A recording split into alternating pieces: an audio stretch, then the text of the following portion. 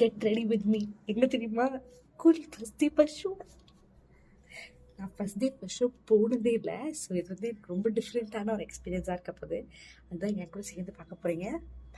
நீங்கள் நம்புறீங்களா என்னன்னு கூட தெரியல. நான் ஏர்லி மார்னிங் 6 o'clock எழுந்தேன். ஏன்னா பொறுமையாக கிளம்பலாம் 9 o'clock ஷோக்கு அப்படின்னு. இன்னொன்று எக்ஸைட்மெண்ட்டாக தூக்கமே வரல.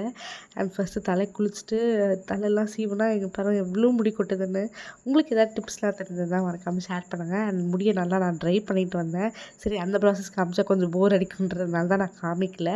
அண்ட் கொஞ்சம் ஹேர் சீரம்லாம் போட்டுக்கிட்டேன் ஏன்னா செட் பண்ணுறதுக்காக. அப்புறம் மாய்ஸ்சரைசர் போட்டேன். மாய்ஸ்சரைசர் என்னமோ என் ஸ்கின்க்கு செட் ஆகாத மாதிரியே இருக்குது. உங்களுக்கு மேபி அப்படி இருக்குமா என்னன்னு சொல்லுங்கள். அண்ட் ஐ ஷேடோ போட்டுக்கிட்டேன். எனக்கு ரொம்ப ரொம்ப பிடிச்ச பார்ட்டி ஐ ஷேடோ தான். அதுக்கப்புறம் ஐலைனர்.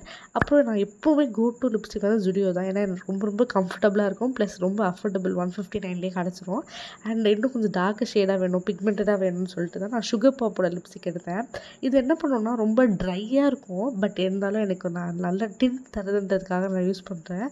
அதுக்கப்புறம் இயரிங்ஸ்லாம் சூஸ் பண்ணிவிட்டு இயரிங்ஸ்லாம் போட்டுட்டு அதுக்கப்புறம் என் ஹேர் நல்லா ட்ரை பண்ணிக்கிட்டேன். அண்ட் பாருங்களேன் எப்படி இருக்குன்னு.